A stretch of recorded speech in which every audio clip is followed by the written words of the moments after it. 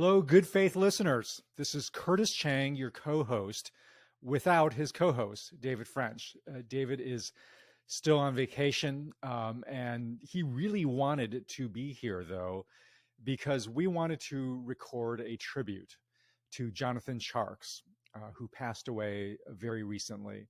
And our tribute is really going to be to replay an episode that we recorded with him several months ago. But we wanted to just say a few words, and I'm standing in here for David to say a few words about Jonathan. Now, it would be a over-exaggeration to say that Dave and I were friends with Jonathan Tjarks. We were fans of him. And we were fans of him because he was a gifted writer of the NBA, and both David and I are NBA fanatics. And we discovered he was also a devout follower of Jesus. And so he's one of these people that stands at the intersection of big time sports and Christian faith.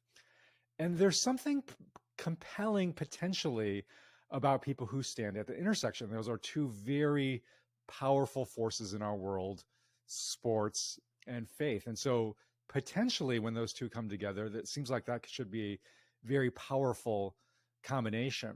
And yet, I don't know if you're like me, but when I see most standard ways in which that combination comes together, I'm left with a sense of, really? Like, that's it? You probably can think of the classic ways that this happens is some football player scores the winning touchdown and the sideline reporter comes up in interviews and the player says, I just want to give glory to God, give thanks to God. And I suppose that's okay. That's fine. Always leaves me a little bit underwhelmed. Like, really? That's it? That's like God really cared that the 49ers beat the Titans? I mean, actually, maybe God does care about that. But, really, it just feels like, is that really how we reduce God to role in that intersection with sports? So why I became such a fan of Jonathan, because he was such this gifted national sports writer, and yet he integrated his faith onto that platform in such a powerful way that was different than that. Because how, that giving God the glory for the touchdown, that's bringing God in to celebrate really what is in the end a trivial victory. And what Jonathan did in writing about his faith was he brought God in not at the point of a very trivial victory, but really at a point of profound loss.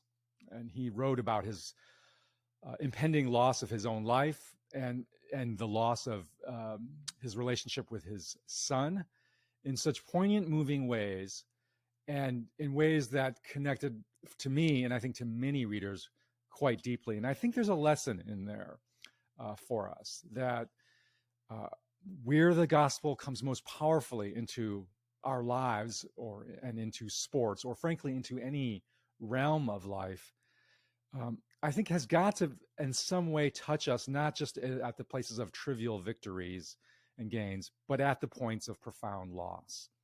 Because the gospel really is about loss. We lose our life in order to gain it, and that we can't skip over the lose, can't skip over the loss. And very few of us will ever score a touchdown for the NFL. Every single one of us will face our deathbed in the way that Jonathan just did. We all will go through our profound loss, and we desperately need the gospel to speak to us at the points of profound loss. And Jonathan showed the way. And he showed the way eloquently, beautifully, vulnerably.